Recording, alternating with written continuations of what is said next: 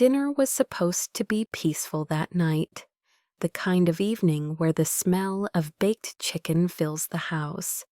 The sound of laughter drifts across the table, and for a few moments everyone feels like family.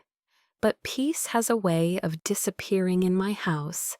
I was setting the plates, moving carefully between chairs, when my daughter Lena leaned back in her seat.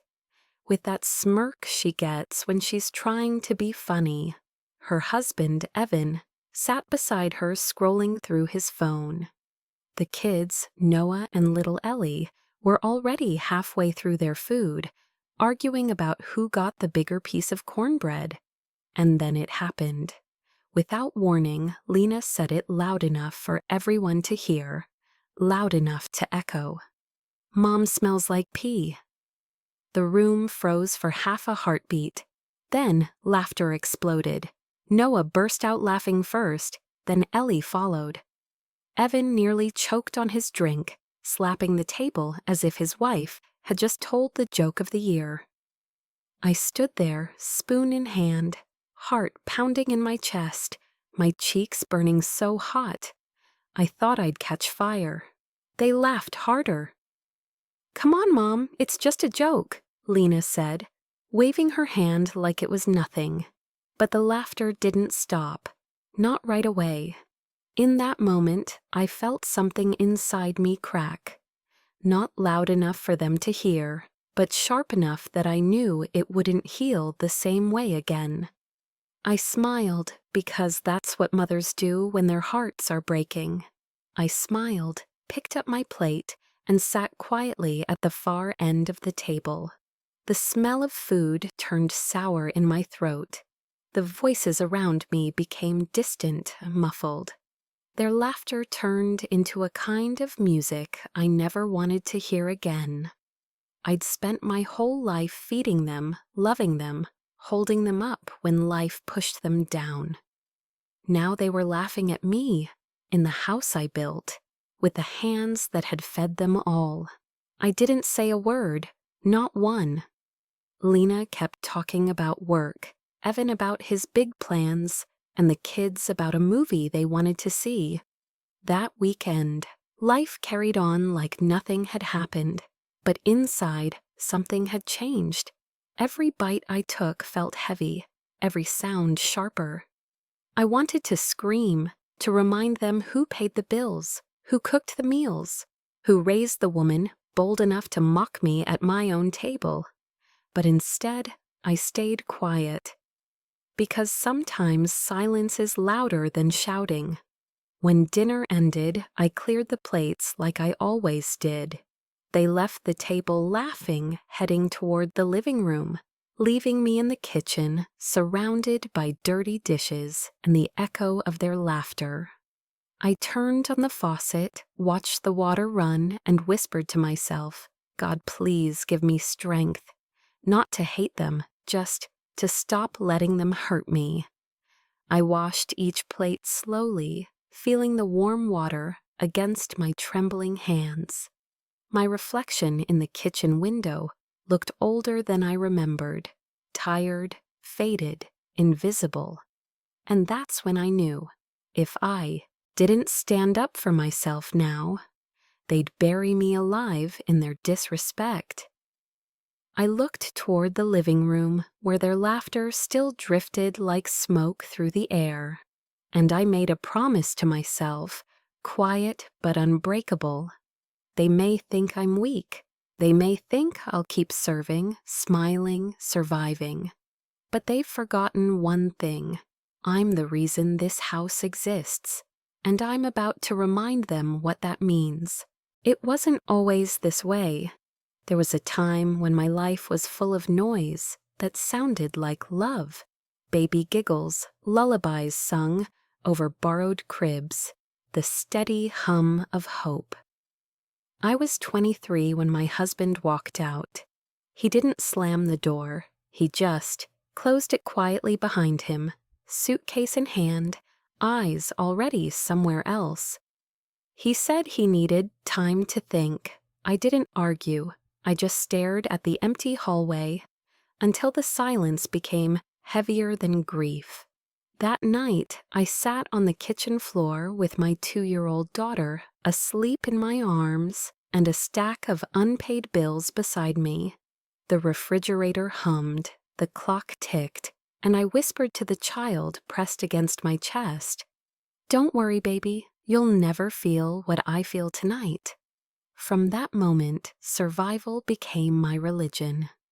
Days blended into each other like worn fabric. I worked anywhere that would take me. Mornings at the textile factory, evenings cleaning offices, nights mending clothes by the dim light of a borrowed lamp. My hands never stopped moving. They learned to sew, scrub, and pray all at once. Coffee replaced sleep, and silence became my companion. On cold mornings, I'd wrap my daughter in an old blanket and walk her to daycare before heading to the factory. I'd glance at my reflection in shop windows, hair pulled tight, eyes hollow, and remind myself that tired wasn't the same as broken. Every paycheck disappeared before the ink dried on it. Rent, milk, medicine, a pair of shoes for my growing girl. I ate what was left, which was often nothing more than rice and quiet pride. When she smiled, though, just one toothy grin. It was enough to fuel another week. By the time Lena turned 8, I'd mastered the rhythm of exhaustion. Up at 5, work by 7, home by 6, cook, clean, tuck her into bed, then start the second shift sewing until midnight. Sometimes I'd prick my fingers and watch a drop of blood bloom on the fabric. I used to think it looked like proof, a tiny signature that said, "A mother made this." Neighbors called me the strong one. They didn't see the nights I cried into a sink full of dishes, whispering, "Just hold on a little longer." My dreams weren't about vacations or dresses. They were simple. A roof that didn't leak, a full fridge, a daughter who never had to count coins at the store counter. Lena grew up surrounded by everything I never had.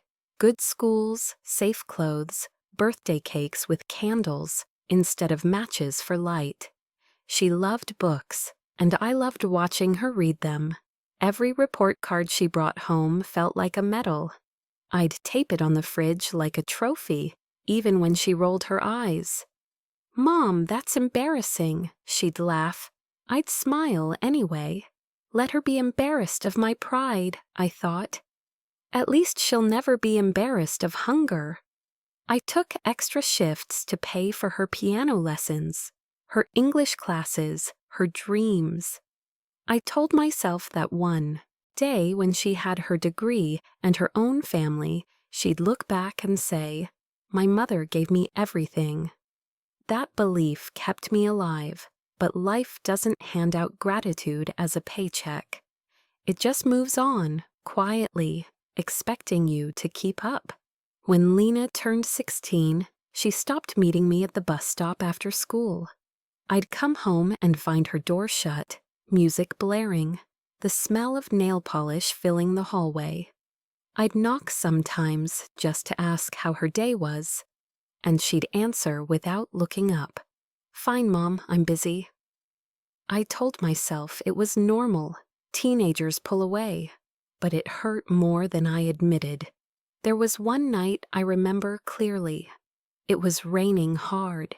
I had just finished an overtime shift and found her sitting on the couch with friends, laughing. They barely noticed me as I stood, dripping in the doorway, my shoes squishing on the tile. She looked at me and said, "Mom, could you change first? You're embarrassing me." Her words stung like cold water on a wound, but I nodded, went to my room, and changed, because that's what mothers do. They swallow pain and call it patience. Years passed. I kept working, saving, surviving. When she graduated from college, something I never had the chance to do, I cried the entire ceremony. Not because I was sad, but because for the first time in decades, I felt like the fight had been worth it. After the ceremony, she hugged me quickly, whispered a thank you, and ran off with her friends.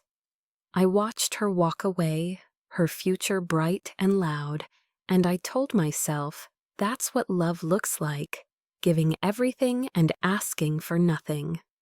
But what I didn't realize then was how fragile that belief really was. Because when you give too much for too long, people forget it's a gift. They start to think it's just the way things are. Now, years later, I sit in the same kitchen, older, slower, invisible in the very home my sacrifices built. When Lena laughs across the table with her husband and children, she doesn't see the woman who built her world brick by brick. She sees a tired figure in the corner, someone to pour the juice, fold the laundry, pay the bills. I used to believe motherhood was my purpose. But sitting there that night, after her cruel joke, I understood the truth. Purpose without respect isn't love, it's labor.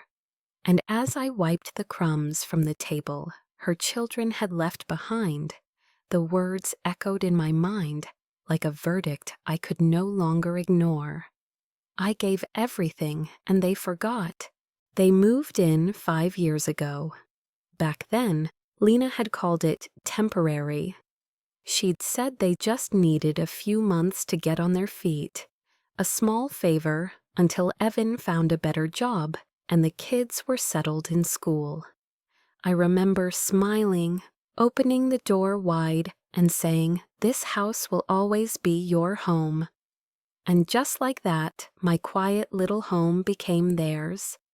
At first, it felt good, the sound of children again, the smell of laughter in rooms that had gone silent after Lena moved out. I cooked for everyone, folded tiny socks, made pancakes with smiley faces. For a while, I believed the noise meant family. But noise and love are not the same thing. These days, the mornings begin before the sun. I wake up to a sink full of dishes and a living room scattered with toys. I brew the coffee, fry the eggs, pack lunches. I lay out clothes for the kids, iron Evan's shirts, and water the plants that nobody else remembers exist. By the time the rest of the house wakes, everything is done. Breakfast served, laundry folded, chaos organized. Evan walks into the kitchen first, scrolling through his phone. He doesn't look up when I greet him. He just says, "Coffee's cold," pours another cup, and walks away. Lena comes down a few minutes later, hair still wet from her shower, late again for work. "Mom, can you drop the kids at school? I'm running behind." I nod. Of course I can. Noah and Ellie race down the stairs, shoes untied, backpacks half-zipped.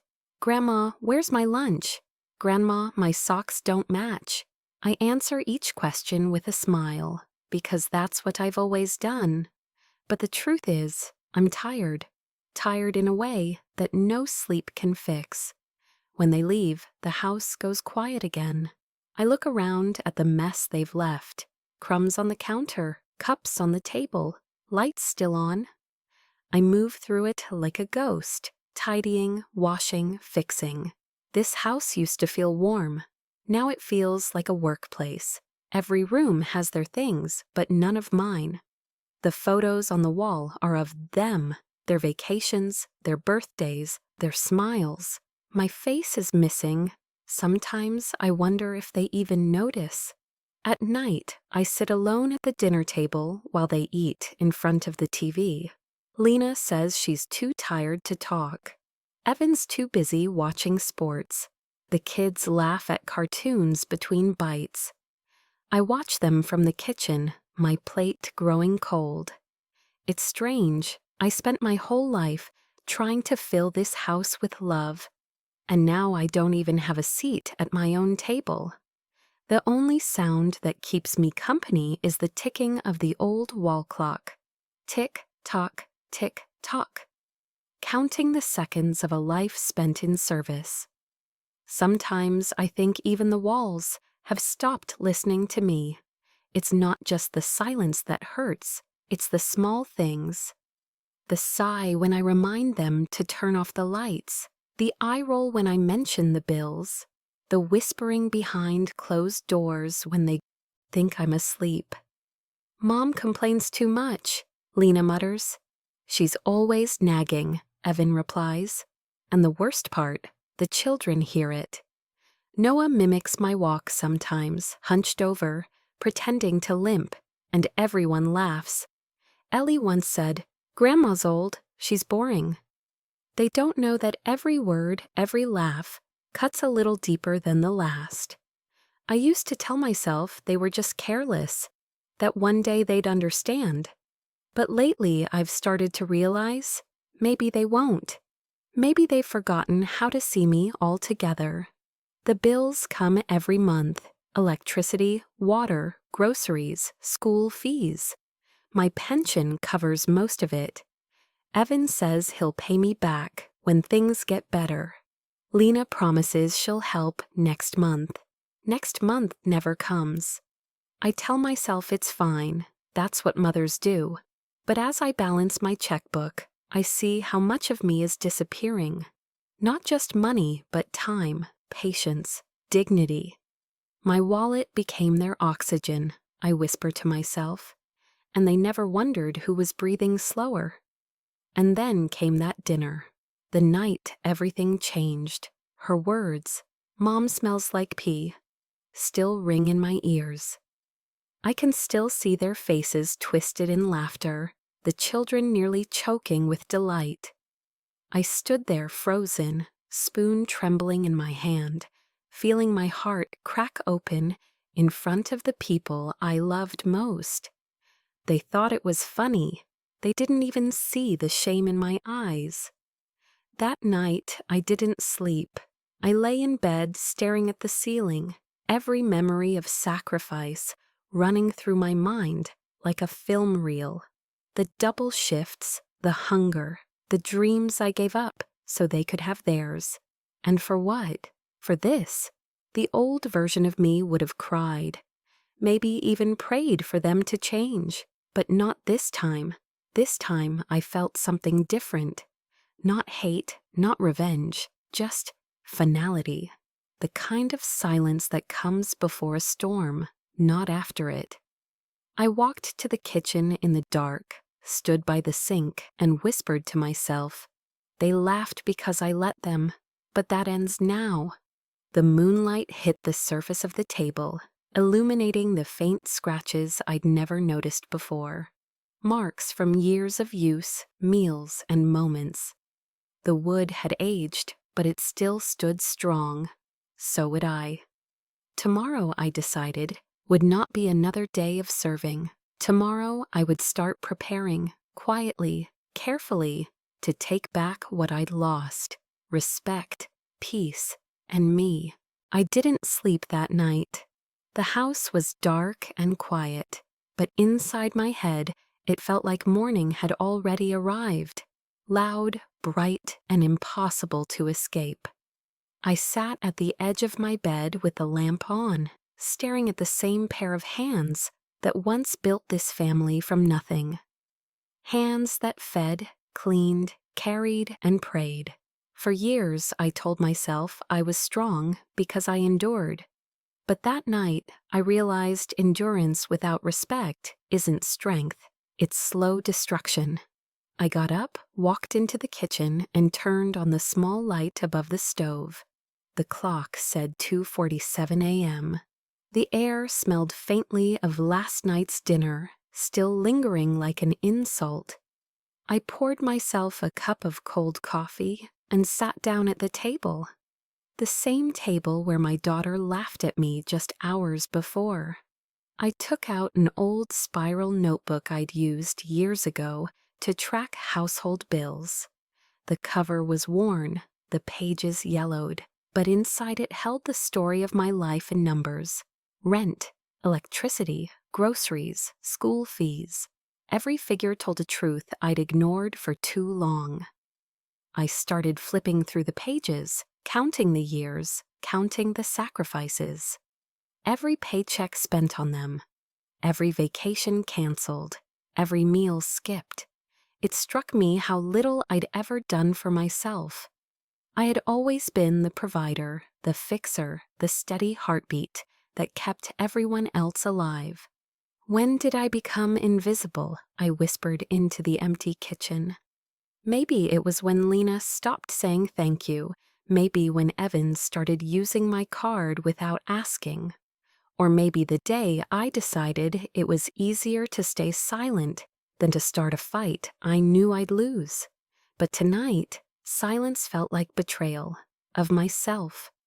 For the first time in years, I allowed myself to look beyond the pain. I reached for my old metal box, hidden behind the cleaning supplies under the sink. Inside it was a folder labeled Documents. I hadn't opened it in a long time. I spread everything out on the table: pension slips, bank statements, savings certificates. I ran my fingers over the paper, surprised by what I saw. I had more than I remembered. I wasn't rich, but I wasn't helpless either. 40 years of working and saving, it had added up, quietly, patiently. I smiled to myself for the first time in months. "They think I'm broke," I murmured. "They have no idea." My heart steadied. The humiliation from dinner began to fade, replaced by something warmer, clarity. For years, they had used my love like an ATM. But love doesn't mean surrender, and tonight I realized I still have control. The clock ticked past 3. I took a deep breath and closed my eyes. "God," I whispered, "I'm not asking you to punish them. I'm asking you to give me courage. Courage to live without fear. To love myself enough to stop being a servant in my own home." Tears slipped down my cheeks, but they felt different this time. Not weak, cleansing, like washing off years of exhaustion and guilt. When I finished praying, I felt calm, the kind of calm that comes when you know something inside you has changed forever. By dawn, I was already at the table again, a pen in hand, making a list. It wasn't a grocery list this time. It was a freedom list. Call the bank, call the lawyer, call Martha. Martha, my cousin. The only person who ever checked on me just to ask how I was, not what I could give. I dialed her number as the sun began to rise. The light spilled through the curtains, painting the table in gold. She answered groggily. "Ellie, is everything okay?" I hadn't heard my real name spoken with concern in a long time. "I'm fine," I said softly. "Just tired of being invisible." She listened without interrupting as I told her everything: the dinner, the mockery, the years of being taken for granted.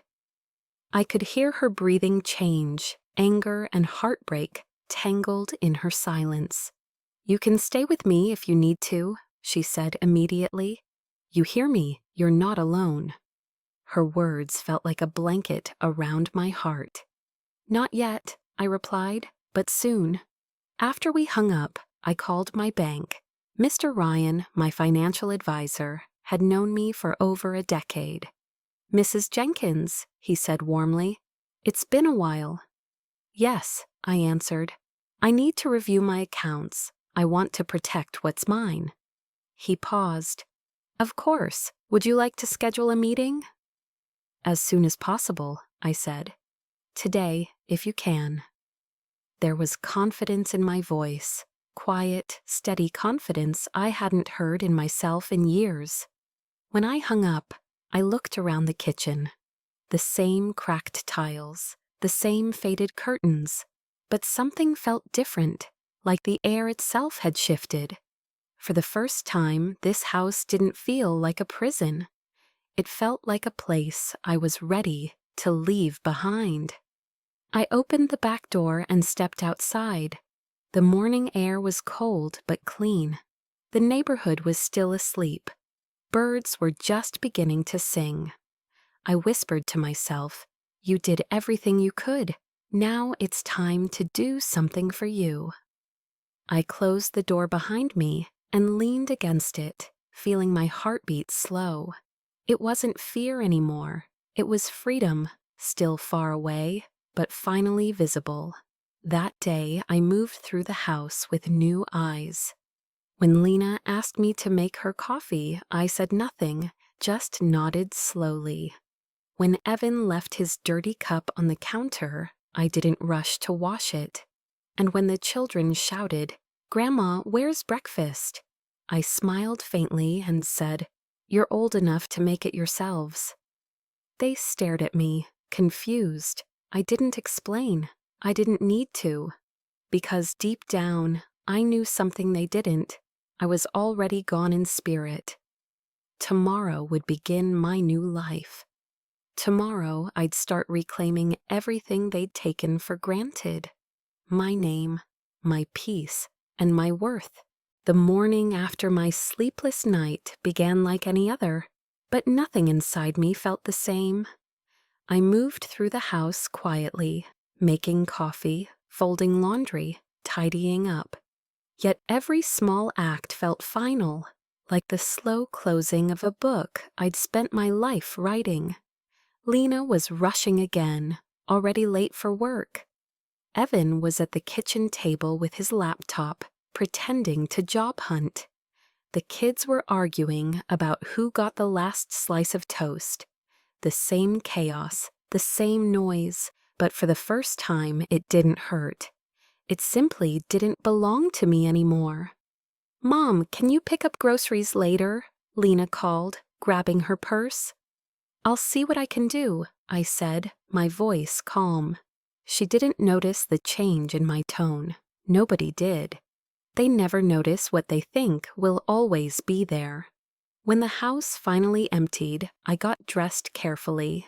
A simple navy dress, neat shoes, a small handbag. I took one last look in the mirror and whispered, "Today, we start over." The bus ride to the bank was quiet. I sat by the window, watching the world pass, people walking, rushing, living their lives. For decades, I'd been too busy surviving to notice how beautiful ordinary days could look. At exactly 9 a.m., I walked into the bank. "Good morning, Mrs. Jenkins," said Mr. Ryan, my banker, smiling warmly. He'd been handling my accounts for over 10 years, always polite but distant, like most people who see elderly women as harmless. But today, I wasn't harmless. I was determined. We sat in his office, surrounded by the faint hum of printers and the click of keyboards. "I'd like to review all my accounts," I said. "Every investment, every debit, every card connected to my name." He nodded and began pulling up the details on his screen. After a few minutes, he frowned slightly.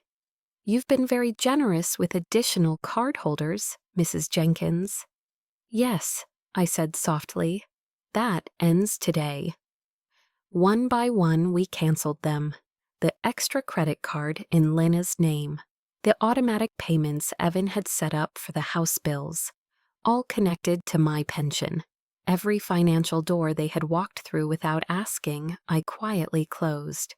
When he finished, Ryan looked at me thoughtfully. "You've built a strong foundation, ma'am. You're more comfortable than most people your age." I smiled faintly. "That's because I spent my whole life being careful for everyone else. Now I think it's time to be careful for me." He nodded, understanding more than I expected. Before I left, he helped me transfer a large portion of my savings to a new account at another bank, one only I would know about. "Just a precaution," he said. "No," I replied, "a beginning." From there, I went straight to my lawyer's office, a man named David Lewis, who'd helped me buy my house years ago.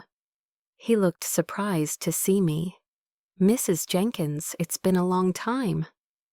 Yes, I said, and it's time to make some changes. I told him everything, not the full story, but enough for him to understand. The financial abuse, the disrespect, the quiet erasure. He listened carefully, then said, "We'll protect your assets immediately. We'll update your will, document your capacity, and make sure no one can challenge your decisions." We spent 2 hours reviewing papers. For every signature I wrote, I felt lighter, as if each pen stroke erased a year of humiliation. When it was done, he handed me a folder. "You're now fully in control of your estate. No one can touch it without your consent." I thanked him and left his office with a smile that didn't fade all afternoon.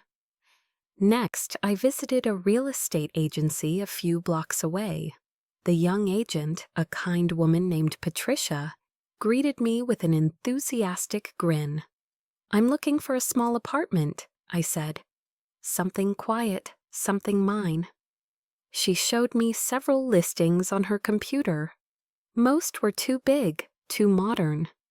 Then she stopped at one photo, a small one-bedroom on a quiet street, with a park just outside the window. "That one," I said immediately. When we visited it later that day, I knew it was perfect. The walls were plain, the floors creaked a little, but sunlight poured in. Through the curtains, warm and golden, it felt free. "I'll take it," I said without hesitation. Patricia blinked. "Would you like to think it over?" I smiled. "I've been thinking it over for years." I paid the deposit and first month's rent on the spot. She promised to have the keys ready by the next morning. That evening, I returned home quietly. The kids were in the living room, arguing about cartoons. Evan was on the couch, half asleep. Lena was on her phone, scrolling through something that made her laugh. None of them looked up when I walked in. I stood there for a long moment, just watching. The family I had built, loud, careless, comfortable. I wasn't angry anymore, just done. I went to my room, opened my closet, and pulled out a small suitcase.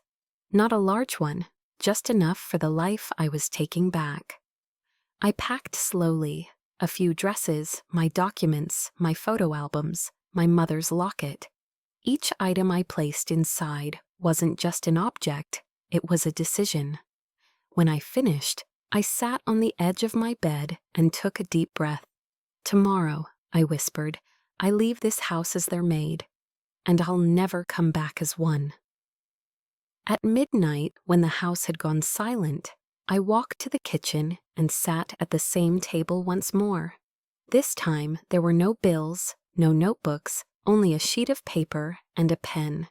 I began to write. "Lena, for years I have lived for you, for all of you. I gave my time, my money, my health, and my heart. But love without respect is a slow death, and I'm finally choosing to live. This house, the one you call home, will always be mine, but you can stay here for 1 month while you find your own place. After that, I'll expect you to build the life I once built for you. You have strength. I just hope one day you also find gratitude. I am not angry. I'm simply done being invisible. When you think of me, don't think of the woman who cooked your meals. Think of the woman who taught you what it means to stand tall. Mom." I folded the letter neatly and left it on the kitchen table beside the keys and a list of household expenses. At 5 a.m., the alarm went off, their alarm, not mine. I was already dressed, suitcase in hand, standing at the door. The air outside was cool, still half dark, the streetlights flickering faintly. I looked back once, not in regret, but in farewell. The house was quiet, the kind of silence that comes right before the world changes.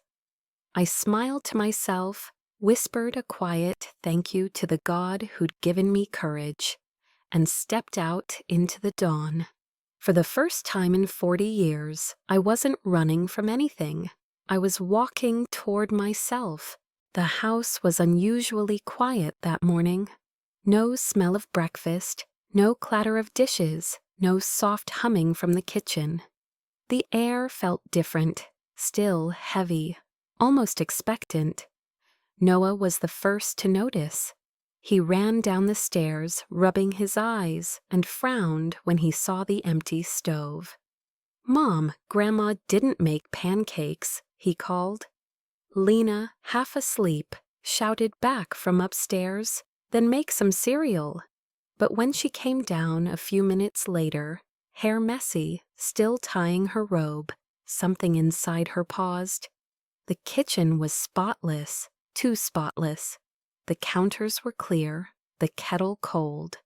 The chair her mother always used was pushed neatly under the table.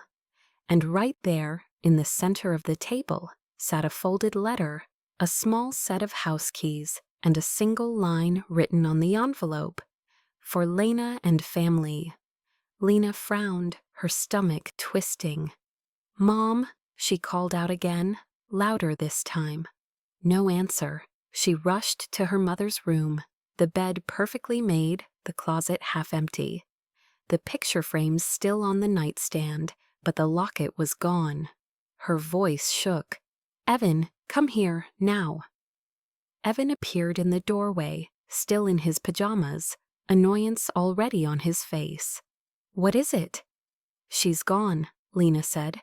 He blinked, confused. "What do you mean, gone?" "Look," she pointed at the letter. "Her clothes, half are missing, the suitcase is gone. She left these." Evan sighed, rubbing his temples. "Maybe she went to Martha's. You know how dramatic she can get." But the tremor in Lena's voice said otherwise. She wouldn't leave without saying goodbye. Her hands shook as she picked up the letter. The paper smelled faintly of lavender and dish soap, her mother's scent. She hesitated for a moment before opening it. The first line made her knees weaken. "For years I have lived for you." She sank into a chair as her eyes darted over the rest of the page. "I gave my time, my money, my health, and my heart. But love without respect is a slow death. And I'm finally choosing to live." Evan leaned over her shoulder, reading silently. The children stood nearby, sensing something was wrong. "You can stay in this house for 1 month while you find your own place. After that, you'll need to stand on your own. The bills are listed below. The cards are canceled. The accounts are mine again." Lena's breath caught. "The cards?" she whispered. Evan grabbed his phone immediately, opening the banking app. "Try the grocery card," he muttered. He tapped, frowned, then again, nothing. "Declined," he said flatly. He tried another card, the one connected to her mother's pension. Also declined. Lena's voice cracked. She shut everything off." Evan dropped into a chair, staring blankly at the wall. "You've got to be kidding me." The children watched, confused. "Where's Grandma?" Ellie asked softly. Lena forced a shaky smile. "She just went away for a bit." But her words trembled with guilt. On the table beside the letter lay a second sheet, a list of household expenses written in her mother's neat handwriting.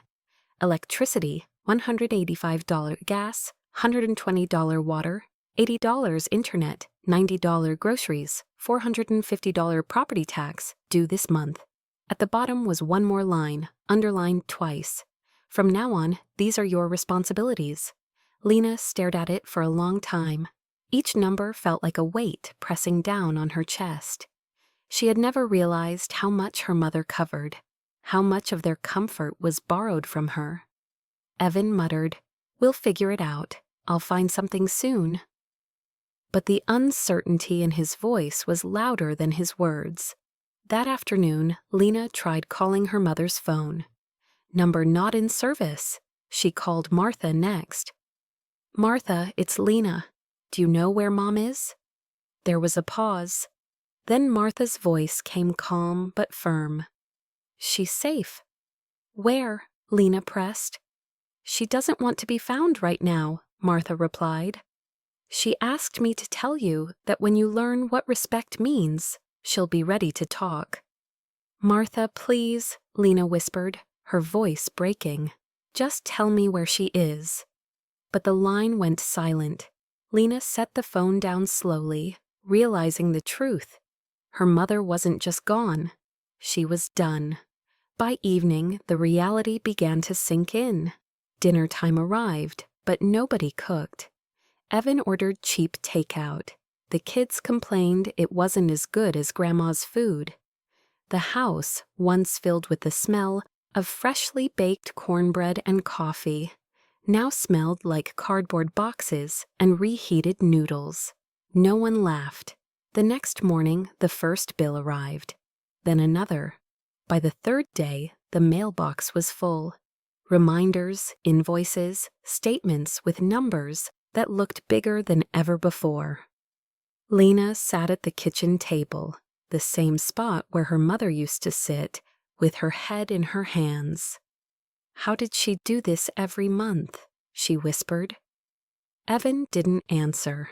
He was scrolling through job listings again, muttering under his breath. The kids asked for money for a school trip. Lena looked at them, guilt rising in her chest. "We can't right now, sweethearts." Their faces fell, and for the first time, she saw the disappointment she had once given her mother reflected in their eyes. Days passed, and the cracks widened. The fridge grew emptier. The laughter disappeared completely. Every small comfort they'd once taken for granted was gone, replaced by a silence that pressed on all of them. Evan finally admitted what she already knew. "Your mom was paying for everything." Lena nodded, tears burning her eyes. "I know." That night, after the kids went to bed, she walked into her mother's room. It still smelled faintly of her perfume. The closet was half empty, but the familiar sweater still hung by the door, the one her mother always wore when cooking. Lena sank onto the bed and ran her fingers over the fabric. It was soft, worn from years of use, and smelled like home. For the first time in years, she cried, not out of frustration or pride, but out of regret. She remembered all the times she had rolled her eyes at her mother's advice, all the moments she'd laughed at her worries, dismissed her words, ignored her feelings, all the times she'd said, "Mom, you don't understand." Now she understood. The letter had been more than goodbye. It had been a lesson. Her mother had spent a lifetime teaching through love. Now she was teaching through absence. Lena pressed the letter against her heart and whispered, "I'm sorry, Mom. I didn't know you were holding us up." But in her heart, she knew her mother didn't want apologies. She wanted change. And for the first time in her adult life, Lena felt something she hadn't felt in years, the sting of responsibility. The first night in my new apartment was quiet. Too quiet, maybe, but the kind of quiet that doesn't hurt. There were no footsteps upstairs, no slamming doors, no phones ringing with demands. Just the soft hum of the refrigerator and the faint sound of rain tapping against the window. I stood in the middle of the small living room, one chair, one table, one lamp, and smiled. It wasn't much, but it was mine, every inch of it. For the first time in decades, I didn't have to ask permission to exist. The next morning, sunlight streamed through thin white curtains. I brewed coffee, just enough for one cup, and sat by the window, watching the city wake up. People passed by on their way to work. a woman walking her dog, a couple arguing playfully over umbrellas, a teenager with headphones and a skateboard. I used to rush through mornings like these. Now I let them linger. There was no one to cook for, no chores waiting, no schedule but my own. I didn't realize how heavy my life had been until I set it down.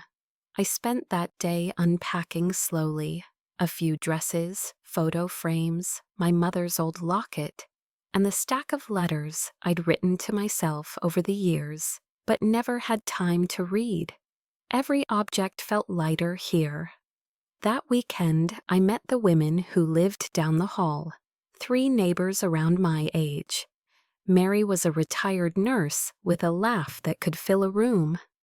Joan owned a tiny bookstore nearby, and Denise, a widow like me, had just started taking painting classes for fun.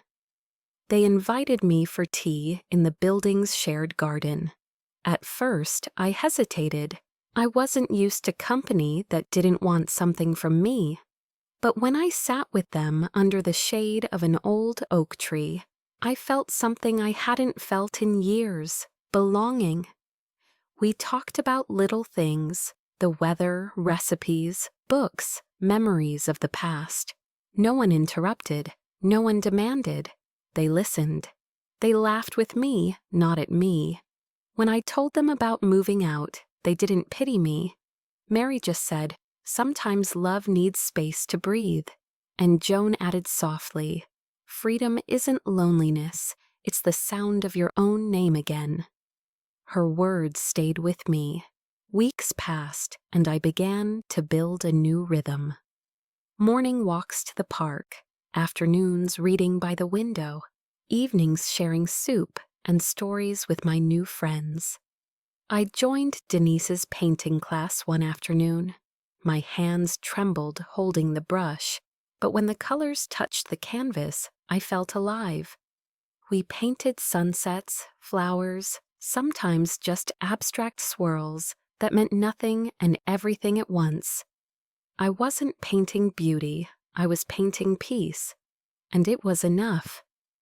Meanwhile, I'd been hearing bits and pieces from Martha about what was happening at the old house, bills piling up, Evan finally getting a job he didn't like, Lena trying to balance work, kids, and everything I used to handle. Martha said Lena had been calling every week, asking for me. "I told her you're okay," she said gently, "and that you'll talk when you're ready." I nodded. I wasn't angry anymore. Anger is heavy, forgiveness is light, and I wanted to travel light now. It was a month later when Lena finally found me. I came home one afternoon from the market, arms full of groceries, and found her standing by the building entrance, pale, thinner, eyes red from crying. "Mom," she whispered. I froze for a moment, the paper bag trembling in my hands. Then I took a breath and smiled faintly. "You found me." She rushed forward, tears streaming down her face. "Mom, please, come home. I'm so sorry. We were wrong. I was wrong." I set the groceries down and looked at her, really looked at her. For the first time, I saw not a spoiled daughter, but a woman learning how to stand without someone holding her up. "Lena," I said softly, "I am home." She shook her head, sobbing. "Please, the kids miss you. I miss you. It's not the same without you." "I know," I said. "But maybe that's what it took for you to see me." She nodded slowly, shame in her eyes. "I read your letter every night," she whispered. "You were right. I never said thank you. I took everything and gave nothing back." I stepped closer, brushing a tear from her cheek. "You were young," I said, "and I made it too easy. I thought love meant never letting you struggle. But it turns out struggle is what teaches gratitude." She swallowed hard. "Can we start over?" I smiled, not bitterly, but with peace. "We already have. You're learning. I'm living. That's a good start." Her eyes searched mine. "So you're not coming back?" I shook my head gently. "No, sweetheart, that house isn't home anymore. It's your turn to make it one." For a long moment, neither of us spoke. The wind moved softly through the trees, carrying the smell of rain and blooming flowers. Then she reached into her purse and pulled out something small, my old rosary. "I kept it," she said quietly. "It reminded me of you." I took it, closing her hand around mine. "Then keep it a little longer. You'll need it more than I do." We stood there, tears and smiles blending together, no anger, no resentment, just truth. When she finally left, I watched her walk down the street, shoulders straighter than before. That was the moment I knew she'd be okay. That night, I sat by my window again, the city lights glowing in the distance. I thought about my old life, the endless giving, the invisible years, the laughter that used to sting. And then I thought about this one, quiet mornings, new friends, laughter that healed instead of hurt. I whispered to myself, this is what freedom looks like, not revenge, not escape, just peace. I picked up a small photo from the table, Lena holding her kids, smiling. I placed it beside my candle and said softly, "I forgive you. I forgive all of it." The candle flame flickered gently, as if nodding back. Outside, the rain had stopped, and the city air smelled clean again. I sipped my tea and smiled. For the first time in my life, I wasn't just surviving.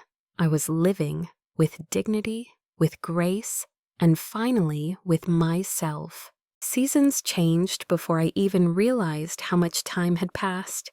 Summer melted into autumn, and autumn into the soft gray of winter. The little apartment that once felt temporary now felt like a cocoon, warm, quiet, and full of small routines that made life gentle. Every morning, I still made coffee for one. I still took my walks in the park. And every night, before bed, I lit a candle by the window and whispered a small prayer of gratitude. Not for what I had gained, but for what I had finally let go. Peace isn't loud. It doesn't shout or sparkle. It hums, steady, patient, like the sound of your own breath when the world stops demanding from you. It took almost 6 months before Lena started writing. The first letter arrived in an envelope smudged with raindrops. Her handwriting was shaky, uneven, the way a child writes when she's afraid her mother won't read it. "Mom, the house feels so empty without you. Evan's working 2 jobs now. I'm trying to manage everything. Sometimes I get angry at myself for not listening sooner. The kids miss you terribly. Ellie says she dreams of you making pancakes. I miss you too, more than I can say. Love, Lena." I read it slowly, tracing each word with my finger. For the first time, her words didn't sound entitled. They sounded human. I didn't reply right away. Some lessons don't need immediate answers. Silence can be its own teacher. More letters followed, one each month. The tone changed gradually. The first few were full of apology. Then came honesty, and finally, gratitude. "Mom, we're learning, slowly. Noah helps with dishes now. Ellie makes her own bed. I finally understand why you were always tired. Not just from work, but from being unappreciated. Thank you for everything you did. I hope you're happy where you are." I smiled reading that one. She didn't ask me to come back. She didn't need to. That was how I knew she had grown. Sometimes I'd see them from afar. Once at the park, I spotted Lena sitting on a bench with the kids. They were laughing, passing sandwiches, enjoying a picnic. I didn't go over, just watched quietly from a distance. Noah looked taller. Ellie's hair was longer, tied in a pink ribbon. Lena looked different, softer. The edge in her eyes was gone. For a moment, my chest ached with longing, that old ache of motherhood that never truly disappears. But then came something else, something stronger: pride. They were doing it, living, learning, struggling, surviving, without me holding them up, and that, I realized, was love too. The next time Martha visited, she brought a box of envelopes. "They've been sending these to me since they didn't know your new address," she said with a grin. Inside were drawings from the kids, stick figures, hearts, and uneven scrawls that said things like, "We love Grandma," and "Thank you for teaching Mom." One of them, written in Ellie's careful handwriting, said, "Grandma, Mommy cries sometimes, but she says it's good crying. She says you made her brave." That one stayed on my fridge for weeks. Months turned into a year. I was older now, slower, but strangely lighter. Every part of me that used to ache from overwork or worry had softened. Mary and Joan still visited often. We took turns hosting little dinners, celebrating birthdays, with laughter that didn't hide resentment. I told them once over tea, "You know, I used to think silence was loneliness, but now I think silence is where love finally learns to breathe." Joan smiled and said, "You sound like someone who's finally forgiven herself." I had. I truly had. One evening, as I watered the plants by my window, the phone rang. It was Lena. Her voice trembled slightly, but this time it wasn't guilt, it was warmth. "Mom," she said, "Noah got an award at school today. Ellie sang at the assembly. They wanted me to tell you." I could hear the pride in her voice, the same kind I once carried for her. "I'm proud of you," I said softly. "All of you." "Will you come for dinner next week?" she asked. I hesitated for a moment, not because I was angry, but because I wanted to be sure. Then I smiled. "Yes, I think I will." Dinner was simple: pasta, salad, laughter. The kids hugged me so tight I almost lost my balance. Evan greeted me awkwardly, guilt still in his eyes, but I could tell he'd changed too. Lena served the food herself this time. She fussed over every detail, napkins folded neatly, candles lit. "Don't tire yourself," I said gently. She smiled. "Now I understand why you always said that." When we ate, there was a kind of peace in the air that I hadn't felt in that house for years. No shouting, no sarcasm. Just a family that had learned, the hard way, how to be one. As I left that evening, Lena walked me to the door and hugged me tight.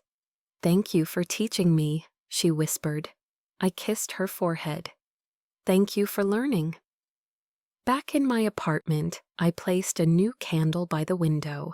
The city lights glowed softly beyond the glass, the world humming with quiet life.